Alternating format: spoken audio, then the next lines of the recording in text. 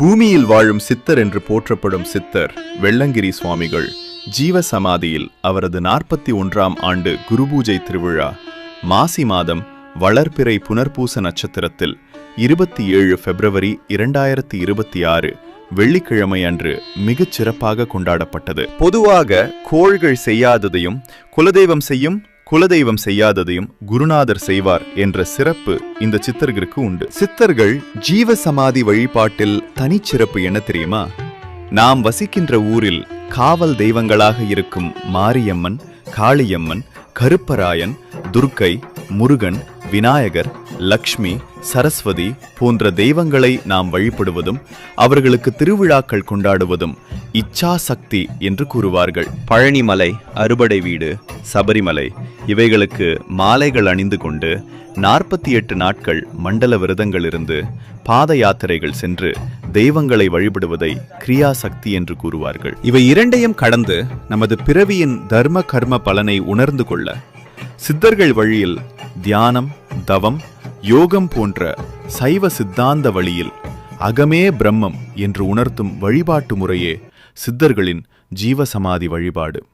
இதுவே ஆத்ம ஞான சக்தி. ஒவ்வொரு மனிதன் பிறப்பிலும் 4 வகையான கர்ம பலன்கள் அவர்களுக்கு இருக்கின்றது. அவை நமது முன்னோர்களால் நமக்கு கிடைத்த சஞ்சீத கர்மா, இந்த பிறவியில் நாம் அனுபவிக்கின்ற பிராரப்த கர்மா, அவற்றினால் நாம் செய்யக்கூடிய நன்மைகளை தீமைகளையும் குறிக்கும் ஆகாமய கர்மா. இவற்றை கடந்து 4வதாக இருக்கும் நிஷ்கர்மா என்ற நிலையை அடைந்தவர்கள் சித்தர்கள். விதியை மதியால் வெல்லலாம் என்று கூறுவார்கள். அந்த மதிக்கு சொந்தக்காரர்கள் இந்த சித்தர்கள்.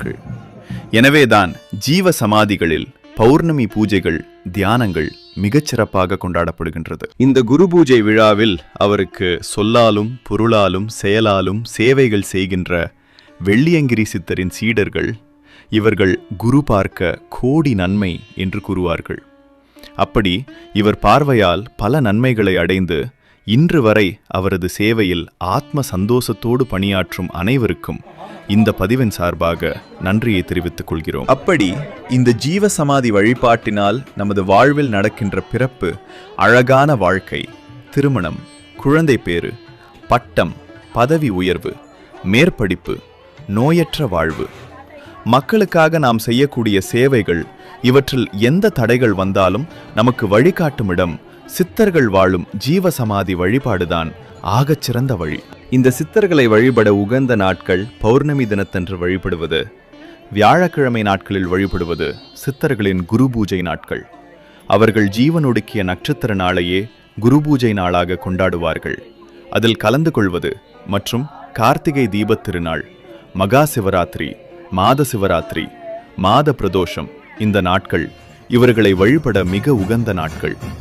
முடிந்த அளவு அனைத்து இல்லறவாசிகளும் நல்லறவாசிகளும் சித்தர் வழிபாடுகள் செய்து ஆத்ம ஞானத்தையும் தனிமனித ஒழுக்கம், நல் அறிவையும் பெற்று சிறப்பாக செல்வ செழிப்போடு வாழ எங்கள் குருநாதர் வழிகாட்டுவார் என்று ஆத்ம நம்பிக்கையோடு வணங்குங்கள், நம்புங்கள், நல்லதே நடக்கும். ஓம் நமச்சிவாய.